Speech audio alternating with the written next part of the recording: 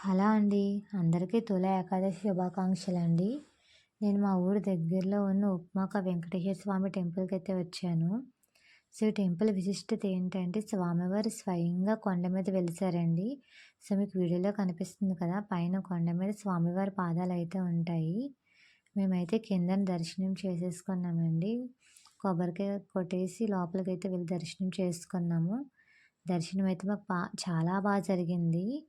దర్శనం అయిపోయిన తర్వాత వీడియో అయితే షూట్ చేశానండి. గుడి మొత్తం కూడా చాలా డెకరేట్ చేశారు. చూస్తున్నారు కదా! భక్తులతో గుడి అయితే కళకళలాడిపోతుంది. మార్నింగ్ అయితే అన్న సంతర్పణ కూడా చాలా జరిగిందండి. సో, ఈరోజు విశిష్టత ఏంటంటే స్వామివారిని రథం మీద ఊరేగిస్తారండి.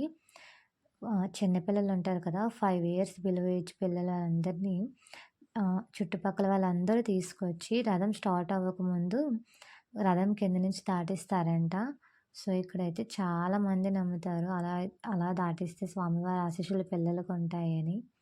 సో, చూస్తున్నారు కదా! రథ మహోత్సవం అయితే చాలా జరిగింది. చూడడానికి 2 కళ్ళు సరిపోలేదు. స్వామివారిని, గోదాదేవి అమ్మవారిని, సీతారాముల వారిని, మిగతా దేవతామూర్తుల్ని 8 వాహనాల మీద అయితే ఊరేగించారు. సో, ఈ ఊరేగింపు మీలో ఎవరైనా డైరెక్ట్‌గా చూసుంటే మీకెలా అనిపించిందనేది కామెంట్ సెక్షన్‌లో షేర్ చేసుకోండి నాతో. Thank you for watching.